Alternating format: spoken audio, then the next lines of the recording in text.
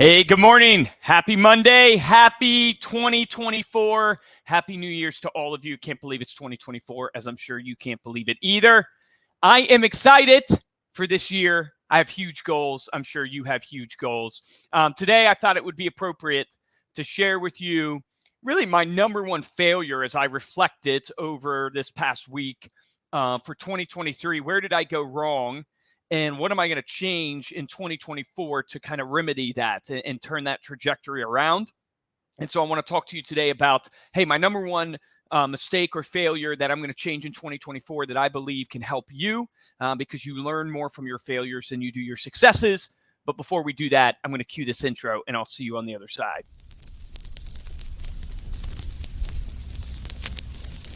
There are no bad businesses. There are just those people who don't know enough to see the opportunities in the work they're in. If there seems to be no future or opportunity in it, it isn't always because it's not there, but perhaps only because we can't see it.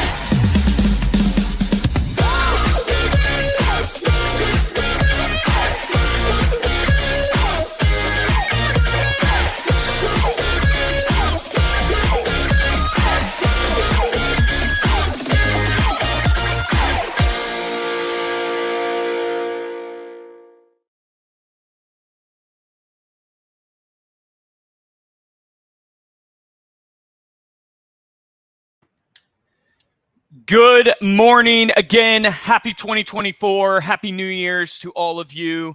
I'm sure some of you are probably sleeping in today, while others have been up early, probably already hit the gym, have your New Year's resolutions out there. You know, it goes without saying, but I think it's like 80-something%, 86 maybe percent of people fail their New Year's resolutions by February. You will not be those people. Hey, good morning, Melissa. Good morning to those joining on Instagram. Want to do a Monday Mindset this morning to kick off 2024. It is the first Monday of the year, and I want to share with you the biggest mistake I made in 2023. 2023 was not the best year for us at Reminder Media, and I want to share the lesson that I learned from that maybe you can take away some takeaways for it and apply it to your 2024. Because as I reflected, as I often do at the end of the year, going, hey, what were the successes? What were the failures? I really honed in onto this one thing that seemed to, it almost like permeated itself throughout not only my business, but also my like personal stuff. So like I'm super involved in my church at Calvary Vision. I'm on the board there. I'm super involved, obviously, with my family and my relationship with my wife and my kids. And I was trying to reflect and go, hey, what caused this year to not be as good as I wanted it to be, or 2023 to not be as good as I wanted it to be? And I really came away with a bunch of takeaways, but summarized it in one thing that I'm changing for 2024.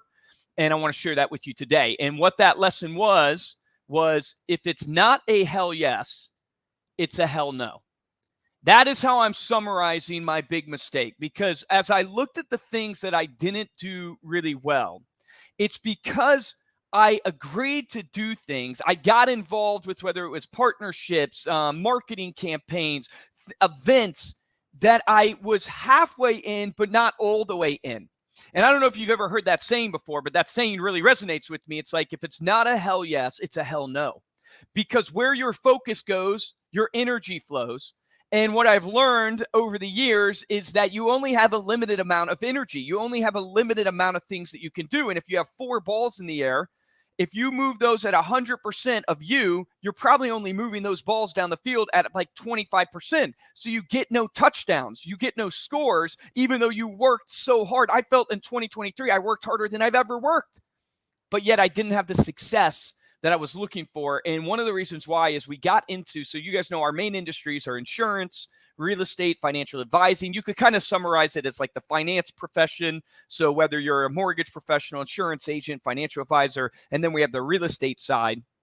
And we ended up getting a ton of requests and interest from other industries. I'm talking just hundreds of other industries raising their hands, wanting marketing material from us. And so, like anybody, I see this great blue ocean and this huge opportunity. And, we started to go after it.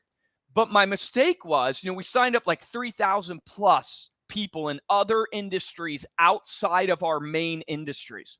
So ended up taking our sales team and focusing them a little bit on these other industries, taking our onboarding team, focusing them on these other industries. And the problem that I see when I look back is I didn't go fully in. I treated it as kind of like, hey, let's just dip our toe in the water here and see what happens. We're getting all these hand raisers, people requesting samples of our customizable magazine, people wanting us to help them with social. And so I'm dipping my toe in the water. And you know what ended up happening to me? We signed up these 3,000 plus accounts. And guess what happens? One is they don't end up going to print, a ton of them, because of their industries didn't quite fit with the customization of the magazine or whatever it was. Then the ones that did end up going to print, comparatively to my main industries, we didn't onboard them quite correct. So they didn't end up printing as many times as we expected. And if that doesn't happen for us, then we don't get the revenue we're expecting.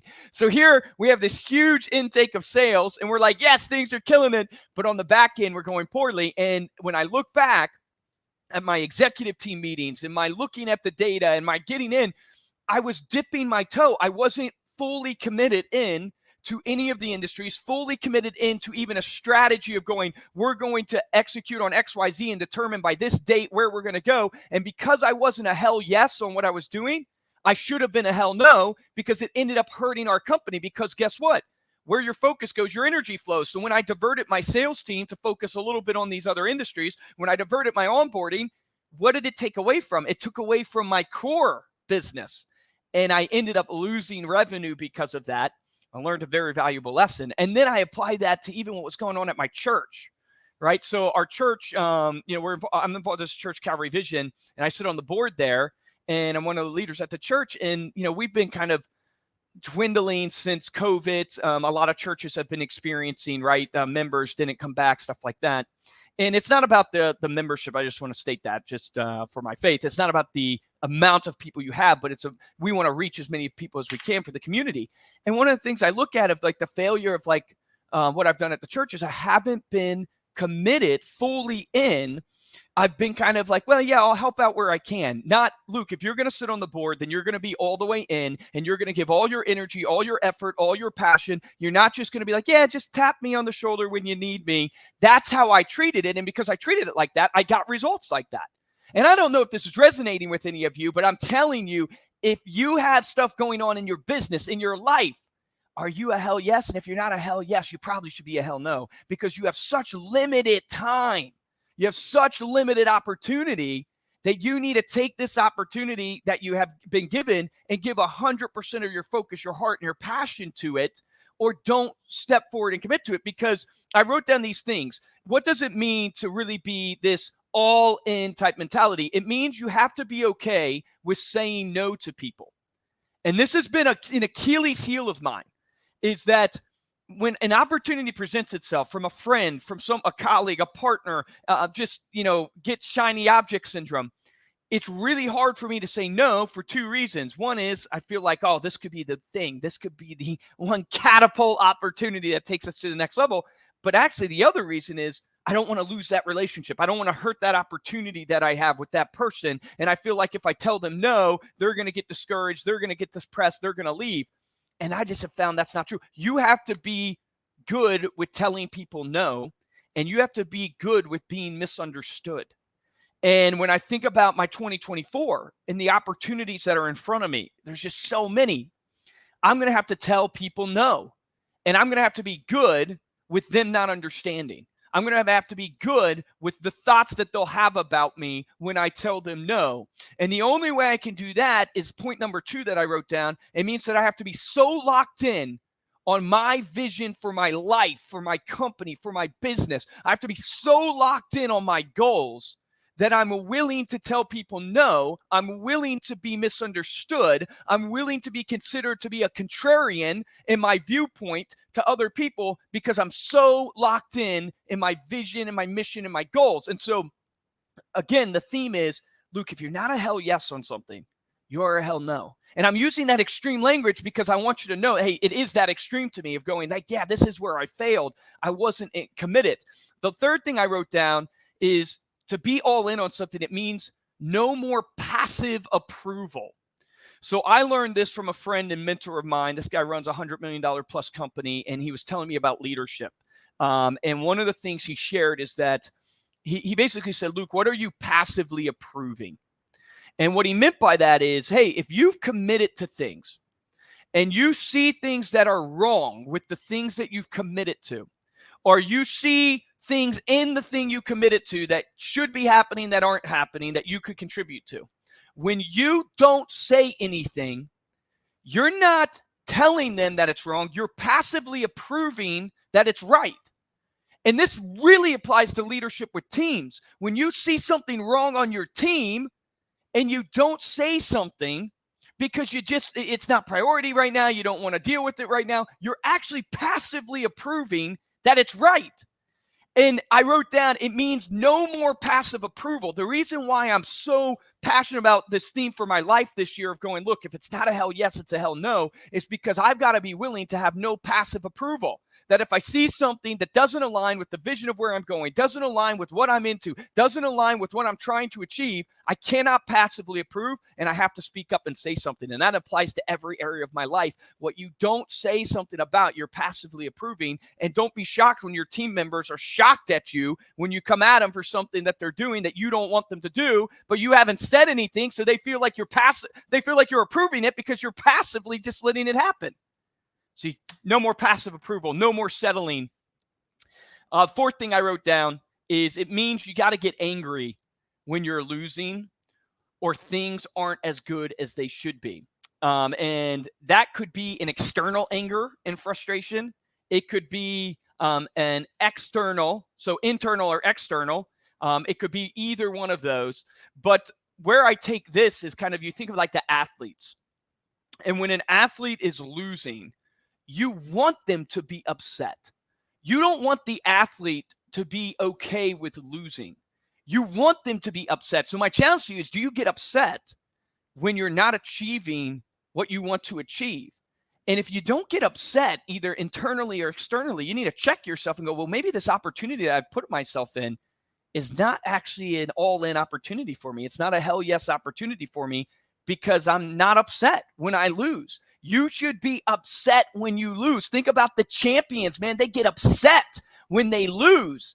And I just look at my own life as that's like a gut check for me of going, Luke, if you're not upset in some way internally or externally by this thing not being as good as it should be, then one, you shouldn't be leading it. And two, you should rethink whether you should be in that opportunity or not, because you should be pushing for that excellence in everything you do. My big failure this year was I took too many opportunities and I saw shiny object syndrome. I saw blue ocean. I saw all this opportunity, and I wasn't a hell yes to each of the opportunities I said yes to.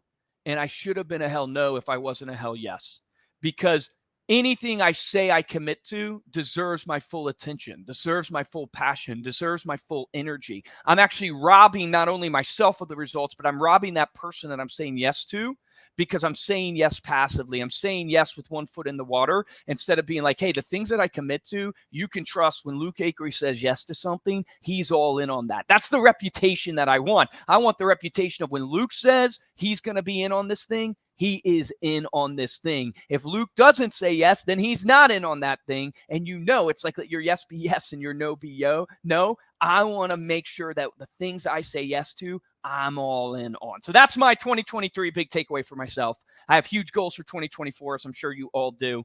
And so I wanted to jump on this Monday mindset and let you know that, hey, my big mistake was I had too many focuses. I said yes to too many things that I wasn't fully committed to. And the theme for me this year is if it's not a hell yes, it's a hell no. So be committed, be who you said you were going to be. When you say yes to something, be all in on it and make it happen. No more passive approval. Be willing to say no to people. Be so locked in on your vision that you can't help but say no to people because you're so locked in on what you're trying to achieve. I hope you guys had an amazing New Year's Eve and celebration into the new year. I hope 2024 is your best year ever. I hope you have your vision boards created. I hope you have your goals set. I hope you have accountability partners in check for you to hold you accountable so you're not part of the 86% that fail by February on their New Year's goals. Let's make it happen. I close every Monday Mindset usually saying get out there and win for yourself, for your family, for your clients. Let's make it happen in 2024. I appreciate you guys tuning in, and Happy New Year. Happy 2024. Let's do it. See ya.